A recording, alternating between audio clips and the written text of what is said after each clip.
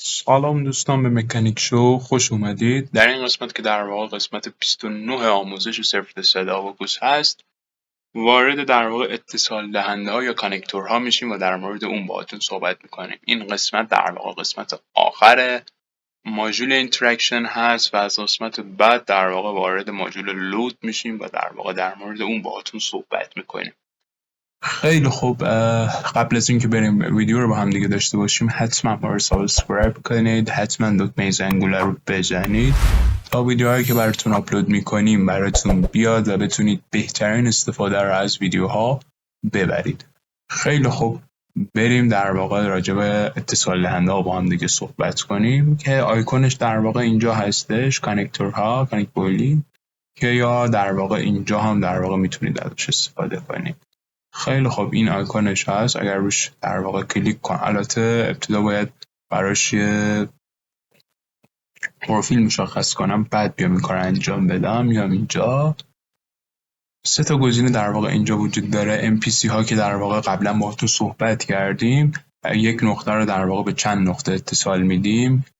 در قسمت قبلی کامل براتون صحبت کردم. حالا مثلا بیم بوده، تای بوده، لینک بوده، پین بوده، ال شکل ها بودن و غیره و غیره که در مورد تمام این موارد باهاتون صحبت کردم. حالا در واقع میام وارد بیسیک هم میشم.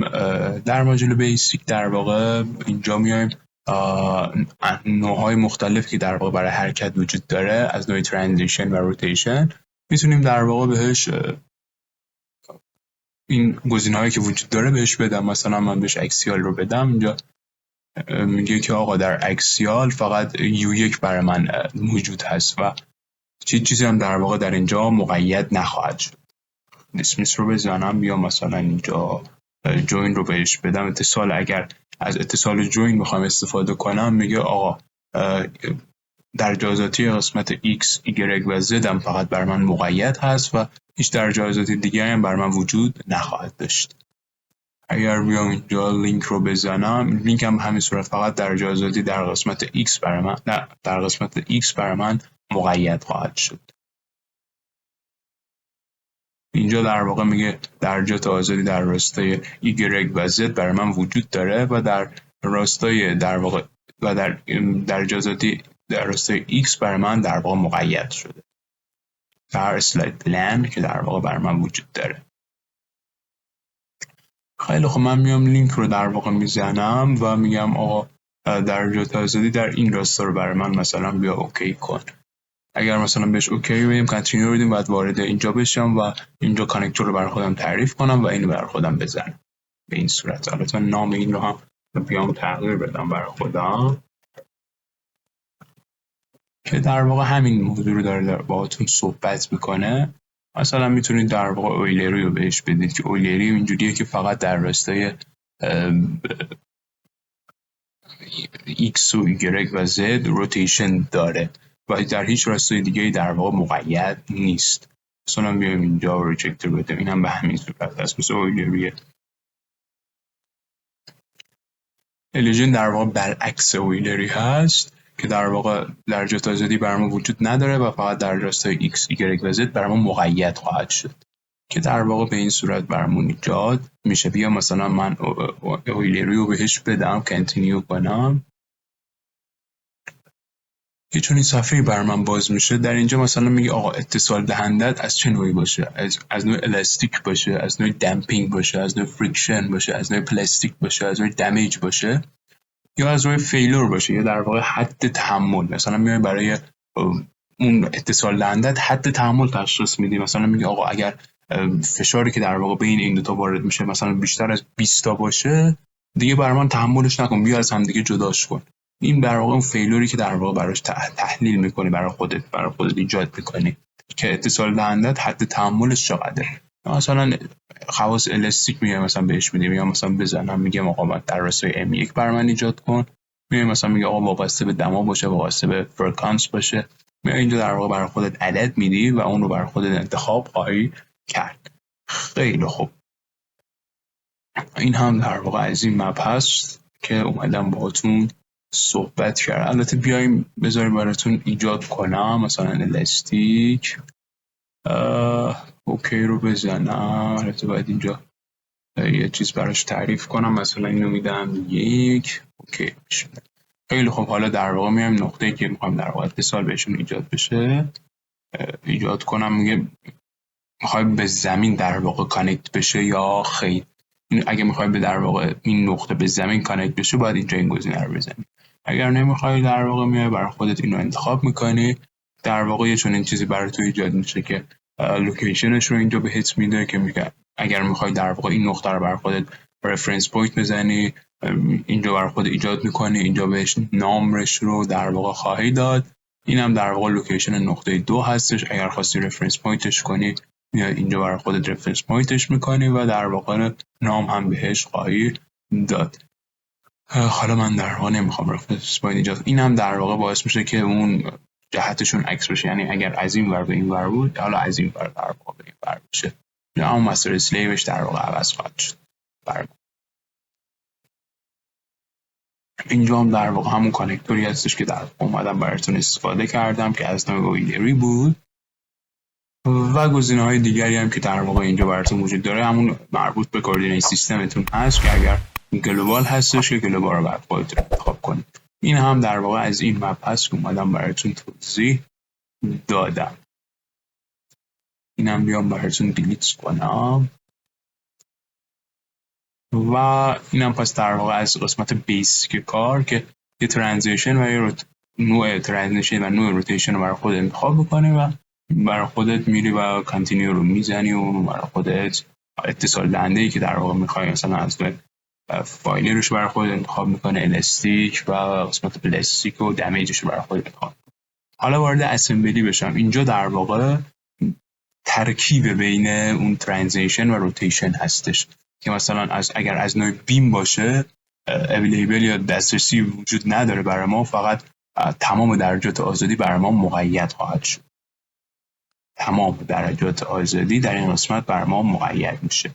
مثلا بیام از نوع این رو انتخاب کنم، اینجا فقط درجات آزادی در راستای 1 برای ما وجود داره و در راستای X, Y, Z و چرخش هم در راستای Y و Z برای ما در واقع مقید هستش. مثل در واقع هم لولایی در اگر توجه کنید به این صورت هستش که برای ما اینجا شکلش هم آورده در این قسمت.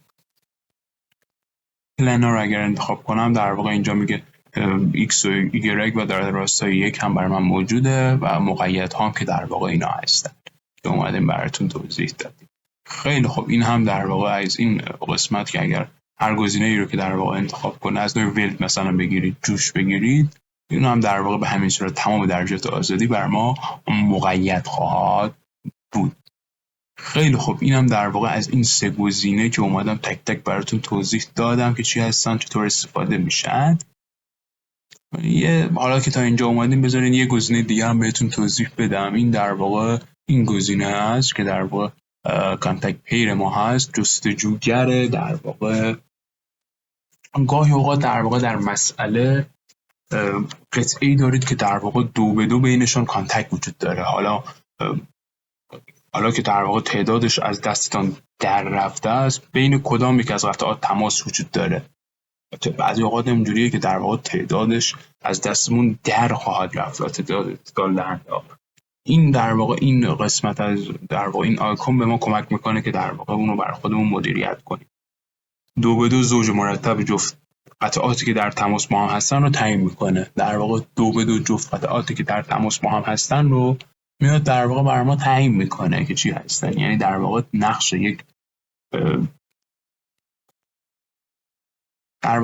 یک سرچ رو داره برای ما. این آیکون در واقع برای شما سرچ میکنه که قطعاتی را که تعریف کردید آیا با هم کانکت دارن یا خیر. اینجا پس در واقع این میاد این کار رو برای ما انجام میده که قطعاتی که در واقع ایجاد کردین قابلیت سرچ رو دارن یا خیر. مثلا بیام اینجا طبیعتا اگر فیلم رو بزنم ببینید میگه درش کنم این 2 تا قطعات قابلیت برخورد رو با هم دارن. به این صورت در واقع مشخص میکنه که مسترت این و اسلیوت این هستش فاصله که در واقع از همدیگه جدا هستن مثلا هستش 22 صدم و تایپش هم از نوع اینتراکشن یا همون تماسی هست. اسلایدینگ یا لغزشش هم در واقع از نوع فاینات هست، اسمال نیست، فاینات. از نوع سرفیس تو سرفیس هستش. پراپرتی هم براش من مشخص نکردم، میتونید مشخص کنید. باید بریم و در اون جایی که بهتون توضیح دادم مشخص کنیم در اینجا. ادجاست هم که آف هستش و سرفیس موسش هم در واقع بر ما اتوماتیک هستش. پس اینجا در واقع اومده بر ما سرچ کرده که بین این دو قطعه چون این تماسی میتونه وجود داشته باشه. پس این ماژول، این در واقع آیکون خیلی کمک کننده است. مثلا من برای کل قطعه انتخاب کردم، یکی میتونه قطعه رو برای خودش محدود کنه. پس این در واقع خیلی چیز مهمی هست که در واقع در اینجا برای ما قرار دادن و خیلی هم کاربردی هست که اومده توضیح داده که کدوم قطعات با هم دیگه برخورد خواهند داشت. حالا در اینجا میتونید ادیتش کنید، در اینجا میتونید خودتون برای خودتون یه کانکت اضافه کنید، در این قسمت میتونید پاک کنید، میتونید در واقع جاشو عوض کنید و غیره. اینجا در واقع در این آیکون برای ما وجود داره که در واقع یه سرچ هستش برای کانکت های ما. خیلی اینا مثلا مستر هستش، اسلیو اینجا داره به ما نشون میده که مثلا این قرمزه در واقع این چیزی که در واقع به عنوان قرمز برای ما قرار گرفته مستر ما هست و این بنفش هم در واقع اسلیو ما خواهد بود. خیلی خوب، اومدم پس راجع به این آیکونم باهاتون صحبت کردم، بهتون توضیح دادم که چی هستش. خیلی خوب دوستان، ممنون که تا اینجا ما بودید.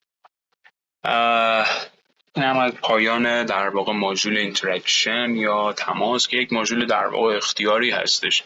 میتونه در واقع در یک تحلیل استفاده بشه، میتونه در واقع در یک تحلیل استفاده نشه. بسته به اون تحلیلی که شما انجام خواهید داد باید در واقع ببینی که از این ماژول میتونه استفاده کنی یا خیر. من حالا اومدم براتون، چون یک ماژول در واقع کاربردی هست، اومدم کامل براتون توضیح دادم که در واقع چی هستش، کجا استفاده میشه و چطور باید ازش استفاده کرد. اگر مشکلی در قالب ویدیو براتون پیش اومد حتما برای ما کامنت بذارید، حتما بهتون جواب خواهیم داد. دوستان تا یه قسمت دیگر و یه ماژول دیگر شما رو به خدای بزرگ میسپارم. شعار همیشگی ما با ما مکانیک شو.